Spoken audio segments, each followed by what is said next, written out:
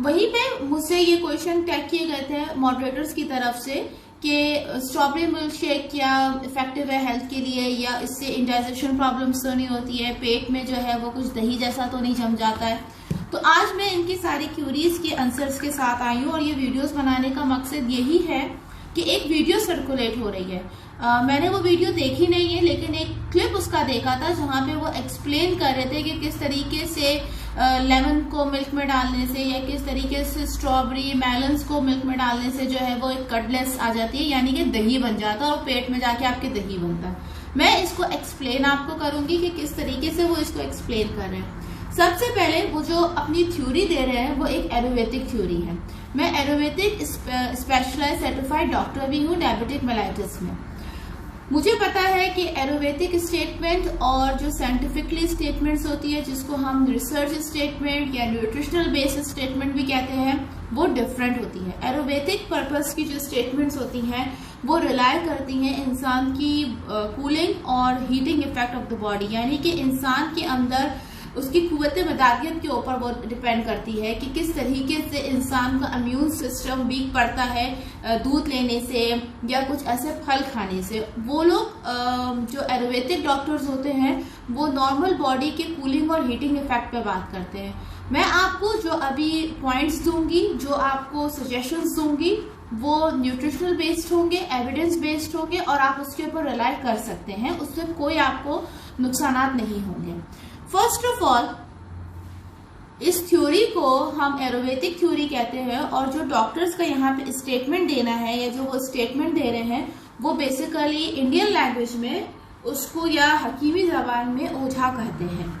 ओझा का मतलब जो है वो होता है कि आपकी बॉडी में, एक इंसान की बॉडी में उसकी इम्यून सिस्टम को वो स्टडी करते हैं जहाँ पे उनका कूलिंग और हीटिंग इफेक्ट चलता है। इसके बाद वो ये देखते हैं कि उनकी बॉडी में कितना स्ट्रेंथ है किसी भी फूड की कॉम्बिनेशन को एक्सेप्ट करने का। तो ये इनकी एक बॉडी की रिक्वायरमेंट है जो ये जिस तरीके से वो लोग स्टडी करते हैं। इसके अलावा जब वो फर्दर जो है इस पे इन्वेस्टिगेशन अगर आप करें तो वो हमेशा दूध के ही ऊपर रख के उनकी कॉम्बिनेशन बनाते हैं, चाहे वो मछली से हो दूध की कॉम्बिनेशन, चाहे वो अंडे से दूध की कॉम्बिनेशन हो या चाहे वो फ्रूट से दूधों की कॉम्बिनेशन वो बनाए। और उसको मिल्क को हमेशा हैवी एक हैवी फूड आइटम या उसका फूड सब्सटेंस मानते हैं, सिर्फ इसलिए क्योंकि उसके अंदर जो है वो हाई क्वालिटी ऑफ न्यूट्रिएंट्स मौजूद है। ऐसा कुछ नहीं है।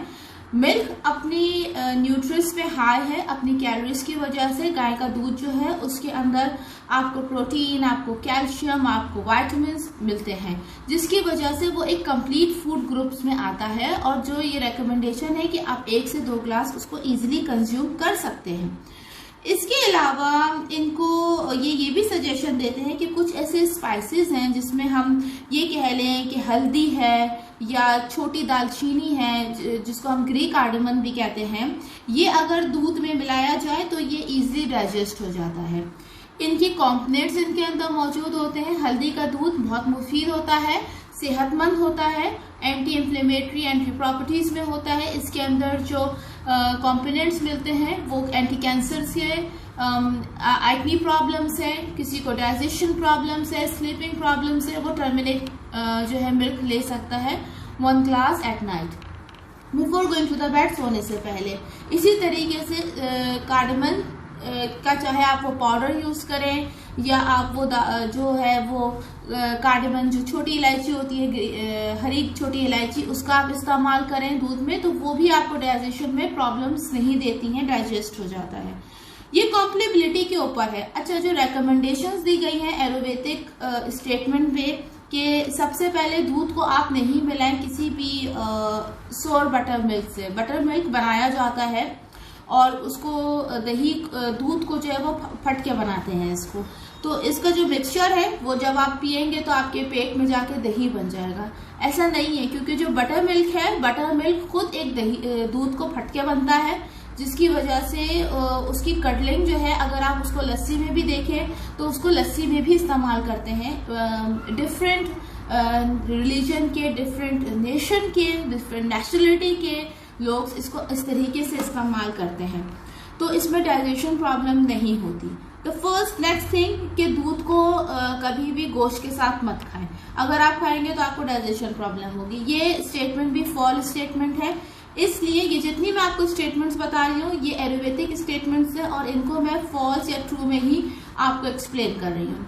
ये फॉल्स स्टेटमेंट है। आप दूध बिल्कुल गोश्त ले, सालन ले सकते हैं। सालन की अपनी डाइजेशन होती है, गोश्त का अपना डाइजेशन होगा। आप उसको सालन के फॉर्म में लें, आप उसको ग्रिल के फॉर्म में लें, आप चाहे वो बकरे का गोश्त ले रहे हैं, चाहे आप गाय का गोश्त ले रहे हैं, आप उसको लीजिए, उसकी अपनी डाइजेशन है। अगर आपको रेड मीट से एलर्जिक है, कोलेस्ट्रॉल पेशेंट्स हैं, आपके रेड मीट रिस्ट्रिक्टेड किए गए हैं डॉक्टर्स, और रेस्ट्रिक्टेड हाई कोलेस्ट्रॉल है, वो रेड मीट नहीं ले सकते हैं और फुल क्रीम मिल्क भी नहीं ले सकते हैं, चाहे वो खुला गाय का दूध हो या वो डब्बे का दूध आप इस्तेमाल करें। उसकी जगह रेकमेंडेशन है आप लो फैट मिल्क इस्तेमाल करेंगे और आपने रेड मीट अपनी डाइट से रिस्ट्रिक्ट कर देनी है अगर आपका कोलेस्ट्रॉल पे आप पेशेंट है या हार्ट पेशेंट है। इसके अलावा मछली और दूध आप साथ नहीं ले सकते हैं, आपको स्किन पिगमेंटेशन हो जाएगी। बच्चों को नहीं दे सकते हैं, उनको स्किन पिगमेंटेशन हो जाएगी। स्किन पिगमेंटेशन या जिसको हम मेडिकल लैंग्वेज में वर्टिगो कहते हैं, ये एक बीमारी होती है स्किन की जिसको नॉर्मली ये जेनेटिकली होता है।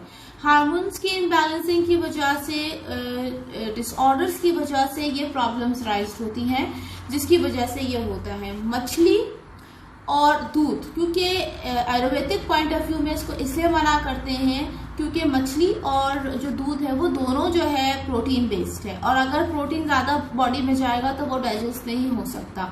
प्रोटीन आप बच्चे को जब हम देते हैं या किसी को खाने को दे रहे हैं तो आप नॉर्मली प्रोटीन दूसरे फूड आइटम्स में से भी ले रहे हैं। तो मछली का अपना एक कॉम्पोनेंट्स है, वो अगर आप लो मर्करी फिश इस्तेमाल कर रहे हैं जिसमें टूना सबसे मुफीद होती है, सबसे फायदेमंद होती है, अगर आप वो इस्तेमाल कर रहे हैं तो बेहतर है, क्योंकि हाई मर्करी फिश जो है उससे कभी कभार इंडाइजेशन की, फूड पॉइजनिंग की प्रॉब्लम हो सकती है, लेकिन स्किन पिगमेंटेशन प्रॉब्लम नहीं होती, वो जेनेटिकली होता है, वो स्किन डिसऑर्डर्स में होते हैं जिसकी वजह से ये प्रॉब्लम होती है और उसकी डाइट प्लान, उसकी डाइटरी गाइडलाइंस अलग होती है, सेपरेट होती है। इसके अलावा ये भी रिकमेंडेशन है कि जैसे दूध को सोर फ्रूट्स के साथ नहीं लिया जा सकता है, जिसमें स्ट्रॉबेरीज हैं और मैंगो भी मना करते हैं कि हम इनके साथ नहीं ये ले सकते। स्ट्रॉबेरी मिल्क शेक बहुत ज़्यादा फायदेमंद है, आप प्रेगनेंसी में भी ले सकते हैं, बच्चों को भी दे सकते हैं, खुद भी 1 से 2 ग्लास दिन में ले सकते हैं। रेकमेंडेशन 2 ग्लासेस की है, 1 ग्लास इज बेस्ट अगर आपने लेना है तो दिन में 1 बार आप वो बिल्कुल ले सकते हैं। इससे कोई नुकसान नहीं होगा, इससे दूध फटता नहीं है और इससे आपको इंडाइजेशन प्रॉब्लम नहीं होगी। अब इन सब चीज़ों का मैं आपको पॉइंट ऑफ व्यू दे रही हूँ in the end.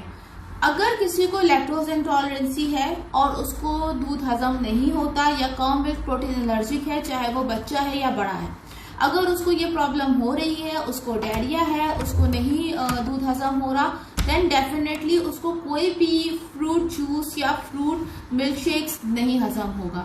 Along with that, अगर उसको किसी भी सर्टेन फूड आइटम से एलर्जीज है, चाहे वो नट्स हो, चाहे वो मिल्क शेक्स हो, चाहे वो कोई भी फ्रूट्स हो, अगर उसको केले से है तो उसको एलर्जी रिएक्शन आएगा और वो रिएक्शंस उसके समटाइम्स फेसेस में समटाइम्स उसको रेड पैचेस पड़ सकते हैं, जिनको हम रेड शॉर्ट स्पॉट्स भी कहते हैं।